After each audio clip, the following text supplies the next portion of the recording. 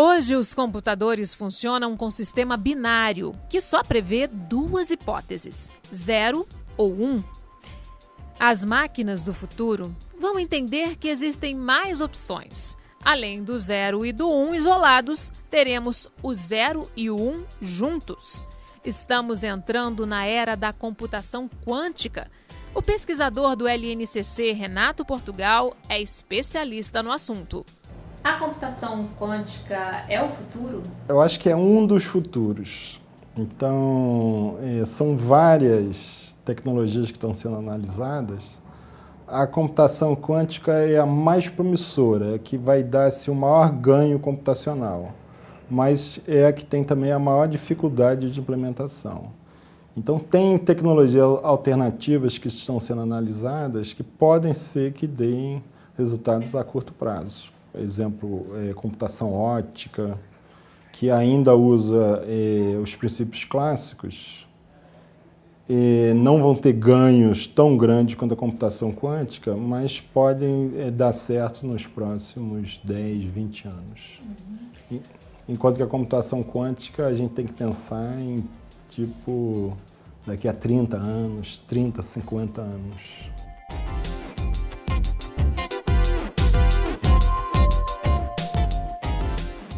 A computação tradicional é baseada no bit clássico, que só pode assumir dois valores exclusivos, 0 ou 1.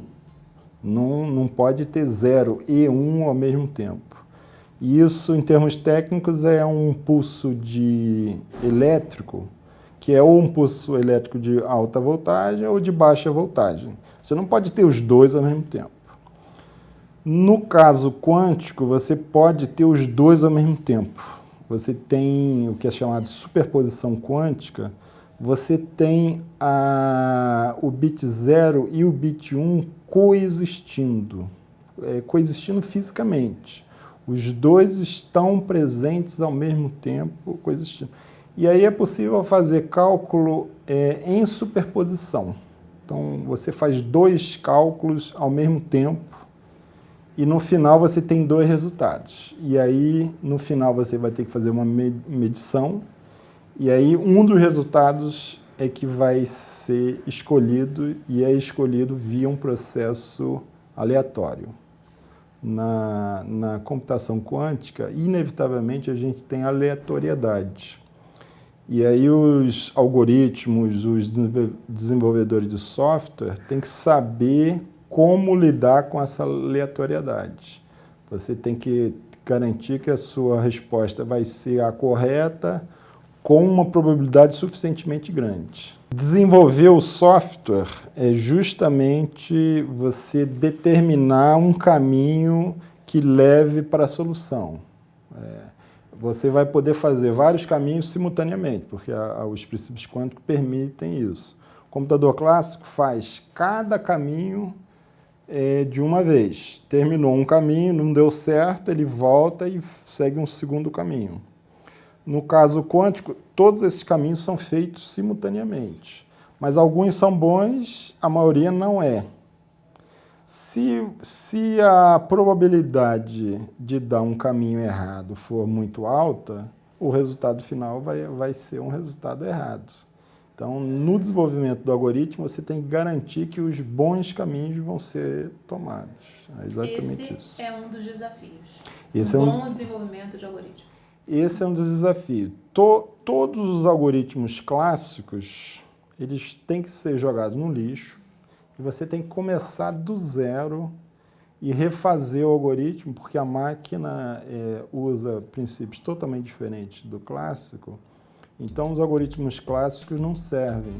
Na verdade, eles podem ser usados, mas o problema é que ele vai ser usado da mesma forma que é usado na máquina clássica, e aí você não vai ter ganho nenhum. E aí você vai estar usando uma máquina muito mais cara, sem benefício. Embora tenha um longo caminho até chegar à nossa vida, influenciando o nosso dia a dia, a computação quântica já é utilizada por algumas empresas, como o Google, ainda em fase de testes. Os ganhos em relação à computação convencional, chamada de clássica, acontecem em dois níveis, tanto no processamento de cálculos quanto na transmissão de dados. No caso da computação, você consegue fazer cálculos exponencialmente mais rápidos do que o computador clássico. Você consegue fazer uma busca exaustiva mais rápida, você consegue simular sistemas físicos que não são possíveis de simular em computadores clássicos. Tudo isso é a parte de cálculo, a parte que é chamada de computação. A parte de comunicação, então, é a parte de transmissão de dados, é a parte que está relacionada na sua eficiência da transmissão de dados de um lugar para o outro. Está relacionado também à criptografia. Você, no caso quântico, você tem uma criptografia mais segura, ela é garantida pelos princípios da mecânica quântica, no sentido de que se tiver um intruso no meio da comunicação, é possível perceber que ele está lá. Enquanto que no caso clássico não é possível. Se você tiver um canal de comunicação por internet, telefone, o que for, é possível copiar os dados sem que os parceiros saibam o que está sendo copiado. No caso quântico não é possível, porque toda vez que tem um intruso, ocorre o que é chamado perturbação da função de onda, se a gente puder falar mais tecnicamente, e essa perturbação é notada, então o intruso é detectado, e aí você pode fazer comunicações mais seguras usando princípios quânticos. O futuro da computação passa também por mudanças no material utilizado nos equipamentos. Ainda não está claro qual é o melhor sistema físico para fazer uma implementação de um computador quântico. E essa discussão também teve na computação clássica. No começo, a computação clássica usava válvulas de diodo. Essas válvulas queimavam, tinha tempo de vida médio de 1 minuto. Se o teu cálculo durasse mais que 1 minuto, a quantidade de válvulas que queimava era tão grande que não conseguia usar mais o computador. Só depois, com o advento do transistor, é que a computação clássica realmente passou a virar escalável. A gente está assim na época das válvulas ainda. Não está claro ainda qual é o melhor sistema físico para fazer uma implementação do computador quântico. Então tem a possibilidade de usar silício, que é o mesmo material que é usado nos computadores clássicos, mas você tem que usar também a parte de ótica, porque o controle da informação ela tem que ser a nível atômico. E a ótica é a melhor maneira de você interagir com os átomos individualmente e fazer as manipulações que são necessárias para o processamento lá da informação. Mas tem várias outras técnicas também. Tem baseado em ressonância magnética nuclear, baseado em supercondutores. Tem umas 5 ou 6 técnicas que estão competindo hoje em dia e não está claro, a nível de pesquisa, qual delas é melhor. Então, é o tempo das válvulas ainda. Assim que uma delas realmente der certo, aí provavelmente toda a comunidade vai focar naquele tipo de material. Então, o silício hoje em dia é uma das técnicas apenas que estão sendo estudadas, não necessariamente é a melhor. Mesmo assim seria o silício puro, né? Seria o silício puro, Seria o silício puro. Não o que é usado atualmente. O que é usado atualmente já está, na verdade, chegando no limite também, é o que é chamado a lei de Moore. A gente sabe que a computação clássica já também está no limite do aumento. E aí você já tem proposta de trocar o silício para a computação ótica, por exemplo, em vez de usar fios elétricos, usar cabeamento óptico e a informação ser transmitida via fótons, por luz. Isso aumentaria a velocidade do computador sem mexer na parte de algoritmos. Mantém os mesmos algoritmos, mas a máquina seria mais rápida.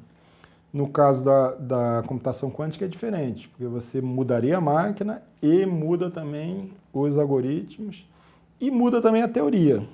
A teoria da computação, o computador só existe porque foi desenvolvida uma teoria, foi desenvolvida uma pesquisa. que foi começada por Alan Turing, que é o herói até de um filme aí, que foi lançado recentemente. Por ter tido pesquisadores que criaram na mente deles máquinas virtuais, que foi possível chegar nas máquinas práticas. Esse mesmo processo acontece na computação quântica. Então, você desenvolve modelos a nível de pesquisa, testa esse modelo tudo na mente, usando papel, lápis e computação clássica, obviamente, para poder chegar na máquina nova. É a parte de simulação, né? Na maior parte do tempo, a gente simula sem ir para o laboratório. Depois que já tem um modelo, um protótipo razoavelmente funcionando, é que você vai para o laboratório. No nível da pesquisa atual, você não vai descobrir muita coisa testando aleatoriamente no laboratório. Uma das dificuldades a serem vencidas para que a computação quântica ganhe escala é que a memória é extremamente sensível.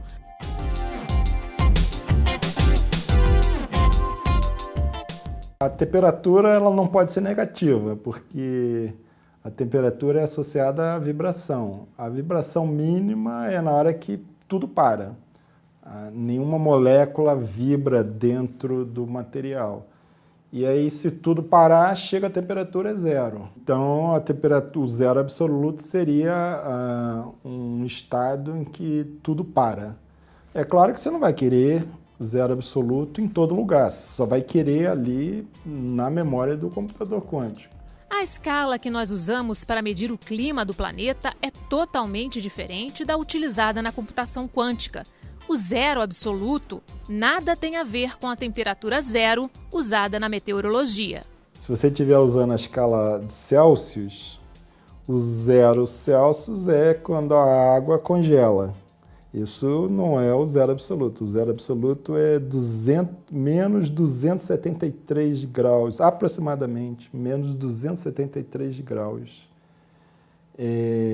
Celsius, que você não encontra isso na natureza. A gente não sobreviveria. A gente não sobreviveria. Você consegue fazer temperaturas bem baixas só em laboratórios. Você tem que forçar com que a vibração pare. Inclusive, isso deu um prêmio Nobel, alguns anos atrás, a um pesquisador chamado Corrêa Tanudes, que propôs método de você fazer resfriamento e chegar bem perto do zero absoluto, e você precisa de usar princípios quânticos para conseguir chegar nessas temperaturas bem baixas. E seria a condição ideal? Seria uma condição ideal.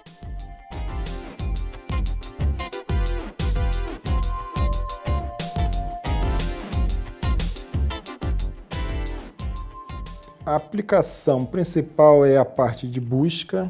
Se você, por alguma razão, você não consegue ordenar os seus dados, a única maneira de você buscar a tua informação é você correr no banco de dados todo. Você pode dar o azar de a coisa que você está procurando ser a última coisa.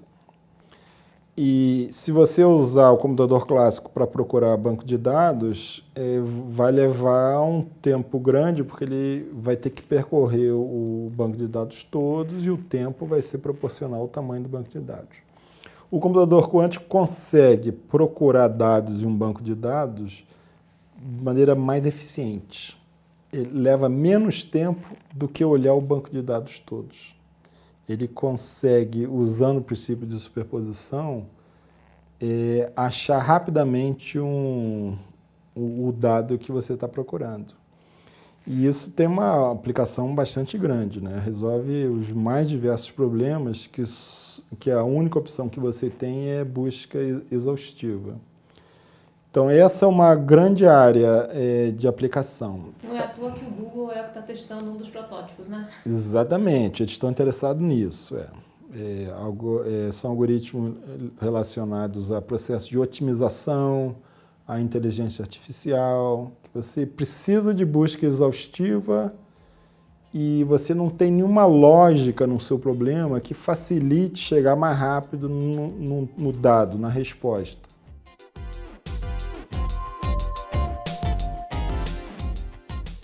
A maneira ideal de você pesquisar um dado é primeiro ordenar os dados, porque aí passa a ser muito rápido.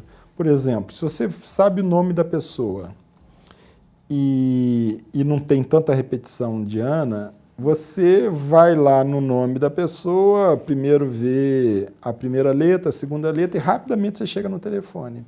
Agora imagina que você tem um problema inverso. Você tem um telefone na mão e você quer saber de quem ele é. Aí não está ordenado pelo telefone. E aí como é que você vai descobrir quem é a pessoa que tem aquele telefone? Você tem que usar um método exaustivo, né? Tem que olhar a primeira pessoa, se tem aquele telefone, a segunda, e pode dar o azar que seja a última, seja alguém lá começado com Z. Então o tempo que você vai levar para achar a pessoa que tem esse telefone vai ser o tamanho da tua lista de telefone. Se tiver 1000 páginas, você vai ter que folhear 1000 páginas. O computador quântico precisaria em vez de levar esse tempo 1000, levaria em torno de 30. O tempo é mais ou menos a raiz quadrada. Então levaria, em vez de levar 1000 segundos, levaria 30 segundos para achar a pessoa que tem esse telefone. Essa que seria a vantagem. É como se ele comparasse ao mesmo tempo todos os números com esse número que ele quer achar, né? Ele teria que ter os dados na memória. Assim que ele tivesse os dados na memória, ele pode fazer o que é chamado da superposição. E aí ele pode consultar todos ao mesmo tempo. Mas uma consulta só não é suficiente. Ele tem que consultar várias vezes, ele tem que consultar 30 vezes. Aí ele acha. Se você olhar os detalhes do algoritmo, você vê que ele tem que repetir a consulta. Não basta uma só, não. Isso é por causa daquela probabilidade que eu estava falando. Se você consultar uma única vez, a probabilidade de obter o resultado correto ainda é baixa.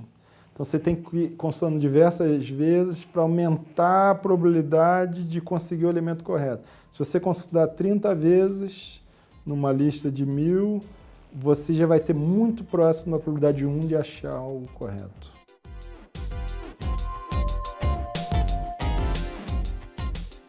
O objetivo é você simular um sistema físico no computador antes de ir para o laboratório para tentar diversas coisas, que seria muito mais custoso. Então, é bem semelhante ao que é o uso do computador clássico, que quando você vai, por exemplo, desenvolver um novo modelo de avião, você não vai testar na prática e derrubar 10 aviões até achar o modelo de asa correto. Você vai fazer simulação, aí quando você tiver já um desenho razoavelmente bom, aí você vai para a prática e não vai ficar derrubando o avião. O que acontece é que o avião segue as leis da física clássica e você consegue simular no computador clássico. Mas se você for simular o comportamento de moléculas, por exemplo, a fazer um novo medicamento, o comportamento de uma proteína, você não consegue simular no computador clássico porque a proteína obedece a um sistema quântico e aí é ineficiente de simular o comportamento da molécula. Parece uma contradição. Você vai para o pequeno, parece que seria mais fácil, mas é o contrário, fica mais difícil. E aí você precisa do computador quântico para poder fazer as simulações. E aí, quando você tiver um protótipo razoavelmente bom, aí você vai para a prática e gasta o dinheiro já em cima de um medicamento que tem grande chance de funcionar. Esse é o S. Dumont. Ele não é um computador quântico, mas é o mais potente computador clássico em operação hoje no Brasil. Ele é o primeiro com capacidade petaflópica da América Latina.